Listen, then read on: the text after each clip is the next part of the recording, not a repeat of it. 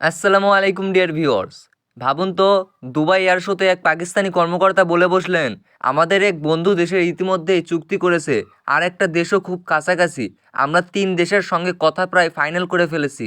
এই কথা বলার পর সবাই একটাই প্রশ্ন করলো, সে বন্ধু দেশগুলো কারা আর তারা কি ধরনের ফাইটার জেট নিচ্ছে। আর সেখান থেকেই শুরু হয় আলোচনা চীন পাকিস্তান যৌথভাবে উৎপাদিত JF-17 থান্ডার নিয়ে। অনেক দেশই কম খরচে মাঝারি সক্ষমতার একটি যুদ্ধবিমান খুঁজছে। পাকিস্তান দাবি করে JF-17 ব্লক 3 এখন নতুন রাডার, নতুন মিসাইল আর আধুনিক এভিওনিক্স নিয়ে আরও শক্তিশালী। তাই তারা বলছে, আমাদের কাছে যেসব দেশ কথা বলছে তারা খুব তাড়াতাড়ি সিদ্ধান্ত নিতে পারে। এখন প্রশ্ন উঠেছে, এই 3 বন্ধুর তালিকায় বাংলাদেশের নাম আছে কি?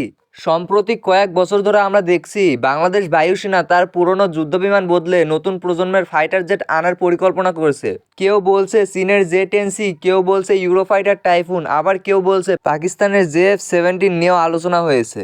শুধু তাই নয়, কিছু রিপোর্টে আবার বলা হচ্ছে বাংলাদেশ ভবিষ্যতে 4.5 বা পঞ্চম প্রজন্মের যুদ্ধবিমান আনার দিকেও তাকিয়ে আছে। এর মানে দাঁড়ায় আমাদের আকাশ প্রতিরক্ষা কেবল সংখ্যায় নয়, প্রযুক্তিতেও এগিয়ে যাচ্ছে।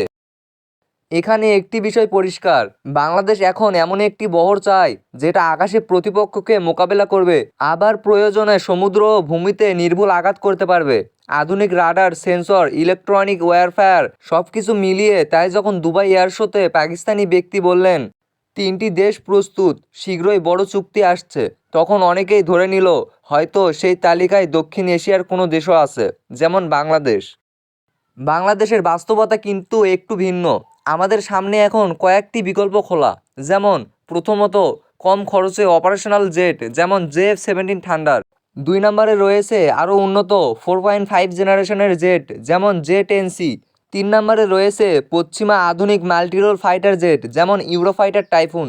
প্রতিটি প্যাকেজের সাথে থাকে প্রশিক্ষণ, যন্ত্রাংশ, অস্ত্র ব্যবস্থা, এবং এগুলোই মূলত সিদ্ধান্তকে কঠিন করে ফেলে। বাংলাদেশের জন্য সবচেয়ে গুরুত্বপূর্ণ বিষয় হলো দীর্ঘমেয়াদী টিকে থাকা, নির্ভরযোগ্য স্পেশাল পার্টস এবং রাজনৈতিকভাবে স্থিতিশীল সম্পর্ক। তাই অনেক সময় দেখা যায় আলোচনা হয় কিন্তু সিদ্ধান্ত নিতে সময় লাগে। আপনারা হয়তো অনেকেই ভেবে নিয়েছেন ইতালির তৈরি ইউরোফাইটার টাইফুন হয়তো চুক্তি স্বাক্ষর হয়েছে, কিন্তু না, এটা শুধু লেটার অফ ইন্টেন্ট সাইন করা হয়েছে, কিন্তু এখনও প্রাথমিকভাবে যুদ্ধবিমান কেনার চুক্তি স্বাক্ষর করা হয়নি। তবে নিশ্চিতভাবে বলা যায় বাংলাদেশ যে এখন আধুনিক আকাশযুদ্ধের সক্ষমতার দিকে এগোচ্ছে, এটা আর গোপন কোনো বিষয় নয়। এখন এখানে একটা বাস্তব কথা হলো, বাংলাদেশ দ্রুত কিন্তু হিসাব করে এগোচ্ছে। তবে কোন জেট আসবে এটাই সবার জন্য এখন প্রশ্ন। কিন্তু যাই হোক, সরকারি সূত্র মতে জানা যাচ্ছে বাংলাদেশ পাকিস্তানের JF-17 থান্ডার এবং চীনের জে-10সি, ইউরোফাইটার টাইফুন এবং অ্যাটাক হেলিকপ্টার T-129 নিবে।